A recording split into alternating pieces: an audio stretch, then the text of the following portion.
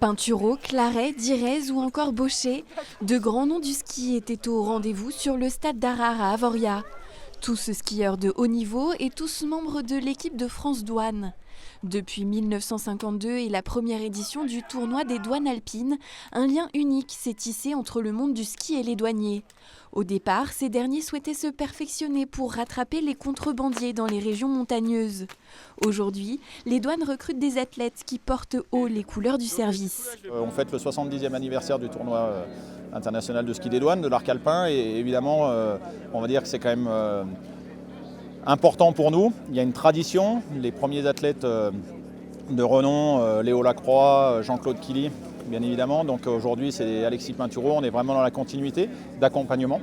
Donc ça, c'est vraiment une jolie chose. Et puis après, pour nous, au niveau de la douane, c'est aussi de valoriser, de continuer à valoriser nos athlètes, l'administration, tout ça. Pour les athlètes, de l'autre côté, bien évidemment, eux, on leur assure un statut social, parce qu'en fait, ce sont des sportifs de haut niveau, mais inversement, il n'y a pas de statut social.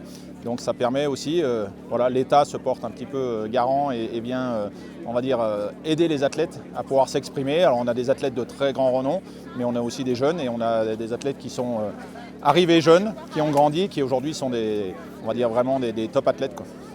Le tournoi international des douanes a lieu chaque année dans l'une des 5 nations participantes. La crème des athlètes suisses, autrichiens, italiens, allemands et français prend ainsi part à la compétition. Une façon pour eux de mettre en avant un partenariat indispensable.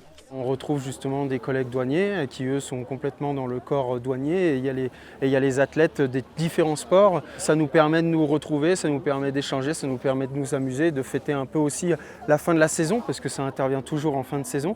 Et de pouvoir faire tout ça en un seul événement, c'est très agréable, je pense, pour tout le monde. Il y a ce partage qu'il y a dans le team d'athlètes où voilà, entre les différents athlètes, c'est quand même fou de partager un team avec Pinturo, avec Clément Noël, pour justement avoir ce partage d'expérience. Donc nous, ça nous apporte énormément de choses. Après le slalom géant ce mercredi, les athlètes se retrouveront à nouveau à Avoria pour un slalom ce jeudi.